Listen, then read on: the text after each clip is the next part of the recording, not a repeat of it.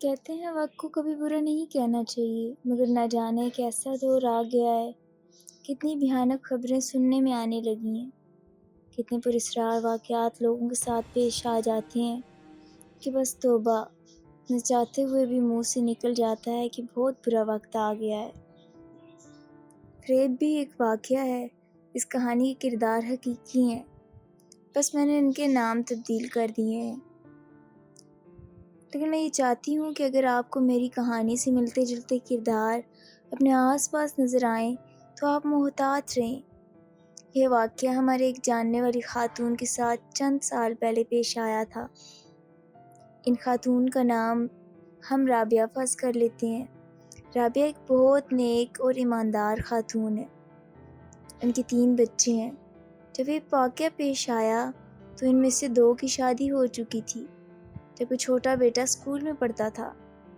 رابعہ باجی کے شوہر بہت نیک اور سیدھے سادے تھے، مگر وہ بہت بااصول اور کھرے انسان ہیں۔ نہ وہ غلط کام کرتے ہیں، نہ غلط کام کرنے والوں کو برداشت کرتے ہیں۔ رابعہ باجی نے اپنے گھر میں ہی اپنا پارلر کھول رکھا تھا، جو بہت ہی اچھا چل رہا تھا۔ کرائے کے گھر میں رہتی تھیں اور جلد از جلد اپنا ذاتی گھر خریدنا چاہ رہی تھیں، جس کے لیے وہ پارلر میں دن رات محنت کر رہی تھی۔ انہوں نے کوئی ہیلپر بھی نہیں رکھی تھی اور خود ہی سارا دن گھر اور پارلر دونوں کو سنبھالتی۔ رابعہ کے پڑوس میں ایک عورت رہتی تھی جس کا نام نسرین تھا۔ وہ کوئی 4-5 سال سے ان کی پڑوسن تھی اور اس کا رابعہ کے گھر آنا جانا تھا۔ جس طرح ہر محلے میں خواتین مل کر کمیٹی ڈال لیتی ہیں، اسی طرح نسرین اور رابعہ نے بھی کمیٹی ڈالی ہوئی تھی۔ رابعہ نے کافی بڑی کمیٹی ڈالی ہوئی تھی کیونکہ وہ اپنا گھر بنانا چاہتی تھی۔ رابعہ کی کمیٹی نکلی تو ان کے پاس 10 لاکھ روپے تھے۔ ابھی وہ بینک میں رکھوانے جا ہی رہی تھی کہ نسرین سخت گھبرائی ہوئی ان کے گھر آ گئی اور ان کو بتایا کہ اس کے گھر کی چوری ہو گئی ہے اور اس کی بیٹی کا سارا زیور کوئی چرا کر لے گیا ہے۔ نسرین کے 2 بچے تھے، بیٹی بڑی تھی اور اس کی شادی ہونے والی تھی، جبکہ بیٹا رابعہ باجی کے بیٹے کے اسکول میں ہی پڑھتا تھا۔ نسرین کی پریشانی دیکھ کر رابعہ نے 10 لاکھ روپے اس کے حوالے کر دیے۔ نسرین نے وعدہ کیا کہ وہ 1.5-2 مہینے میں وہ پیسے لوٹا دے گی، مگر چند روز بعد تو رابعہ پر حیرت کا پہاڑ ٹوٹ پڑا۔ نسرین راتوں رات اپنی پوری فیملی کے ساتھ غائب ہو گئی۔ وہ بھی کرائے کے گھر میں رہتے تھے اور اس کا شوہر بھی وہیں کہیں کام کرتا تھا۔ اتنی خاموشی سے فرار ہوئی کہ کسی کو پتہ تک نہیں چلا، یہاں تک کہ اس نے کب اپنے بیٹے کو اسکول سے نکلوا لیا تھا کسی کو علم نہیں ہوا۔ رابعہ اتنی شاک تھی کہ بیمار پڑ گئی۔ 10 لاکھ روپے ان کے لیے بہت بڑا اماؤنٹ تھا، ان کی محنت تھی، خون پسینے کی کمائی تھی۔ سب سے زیادہ ڈر انہیں اس بات کا تھا کہ اگر اس کے شوہر کو ان کی بے وقوفی کا پتہ چل گیا تو وہ بہت ناراض ہوں گے۔ رابعہ بیچاری اتنی کمزور ہو گئیں کہ پارلر بھی نہیں چلا پا رہی تھی۔ ایک دن ایک کلائنٹ ان سے ملنے آئی، اس کا نام شمع تھا۔ شمع رابعہ کے شوہر کی کزن بھی تھی۔ شمع رابعہ کی حالت دیکھ کر حیران رہ گئی۔ اس کے پوچھنے پر رابعہ نے پوری کہانی اسے سنا دی۔ شمع نے غور سے ساری تفصیل سنی اور پوچھا کہ ان کے پاس نسرین کی کوئی تصویر ہے۔ اتفاق سے رابعہ کے پاس کسی فنکشن کی نسرین کی تصویر موجود تھی۔ شمع نے کہا وہ ایک بزرگ کو جانتی ہے، وہ بہت پہنچے ہوئے ہیں اور ان کے پاس موکل بھی موجود ہیں۔ وہ ایسا عمل کریں گے کہ نسرین جہاں بھی ہوگی اپنے پیروں پر چل کر رابعہ کے پاس آئے گی اور ان کے پیسے لوٹا دے گی۔ رابعہ کو شمع کی باتوں سے بڑا حوصلہ ملا، مگر ان کو اپنے شوہر کا خوف تھا کہ وہ ایسی باتوں اور پیروں فقیروں کے سخت خلاف تھے۔ شمع نے کہا کہ وہ بابا کو اس وقت رابعہ کے گھر لائے گی جب ان کے شوہر موجود نہیں ہوں گے اور ان کو علم نہیں ہو سکے گا۔ قصہ مختصر، ایک دن شمع ان کے بزرگ کو لے کر رابعہ کے گھر لے آئے۔ رابعہ حیران رہ گئی، سوائے لمبے کالی داڑھی کے ان حضرات میں ایسی کوئی چیز موجود نہیں تھی کہ ان کو بزرگ کہا جائے۔ گندے کپڑے، کالے سیاہ رنگ، لال سرخ گھورتی اور جائزہ لیتی آنکھیں اور انتہائی مکروہ مسکراہٹ۔ نہ چاہتے ہوئے بھی رابعہ نے اس آدمی کو پورا واقعہ سنا دیا اور نسرین کی تصویر بھی دے دی۔ شمع نے کہا تھا کہ یہ بابا خلق خدا کی خدمت کرتا ہے اور ایک پیسہ بھی نہیں لیتا، اور اس وقت بابا نے بھی پیسوں کا کوئی تذکرہ نہیں کیا۔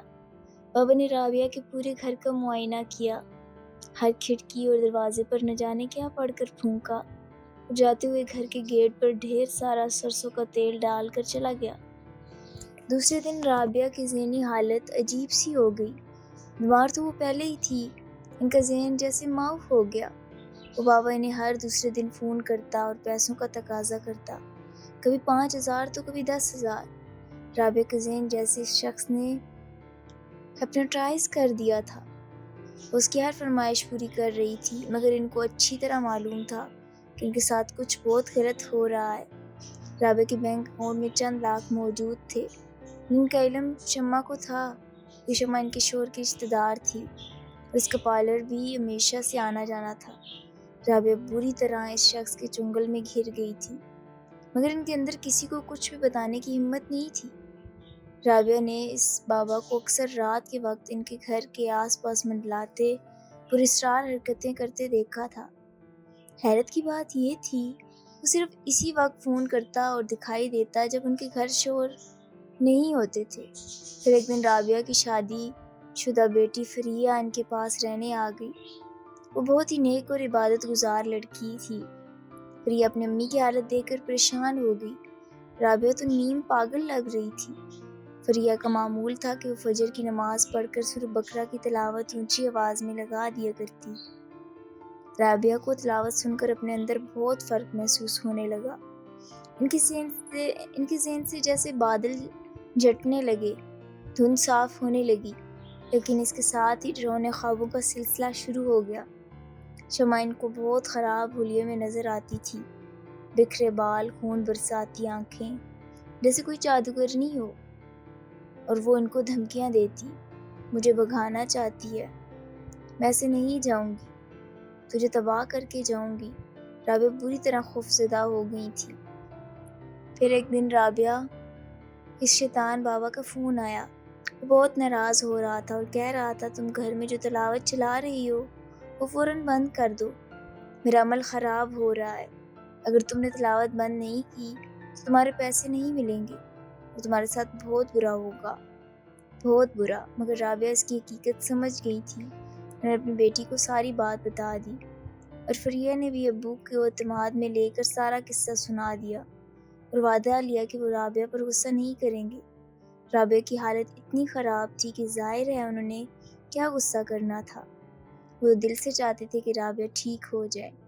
خیر انہوں نے سب سے پہلے رابعہ کا موبائل نمبر تبدیل کیا تاکہ وہ بابا نہ کال کر سکے، اور فریہ نے سورہ بقرہ کی تلاوت صبح شام کرنا شروع کر دی، جس کی برکت سے رابعہ آہستہ آہستہ بالکل صحت مند ہو گئی۔